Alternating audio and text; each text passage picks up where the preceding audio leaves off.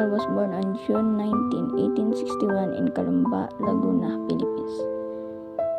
He was the seventh child of Francisco Mercado and Teodora Alonso, a wealthy farming family.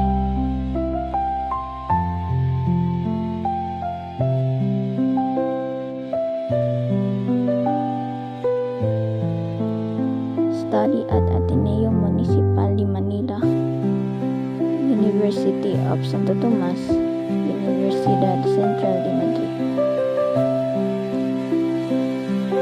Spoke multiple language.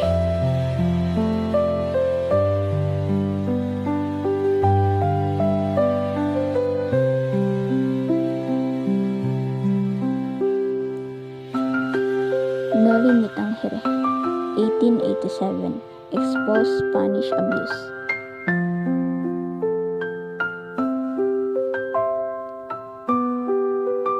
El Filibusterismo, 1891, sequel, more intense.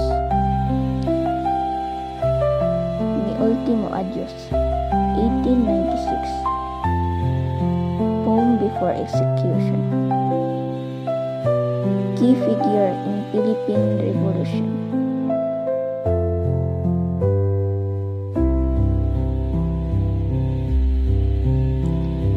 Returning to Philippines, arrested by Spanish.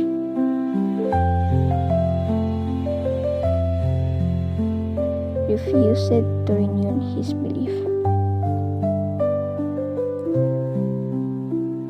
Executed by firing squad on December 30, 1896 in Bagumbayan.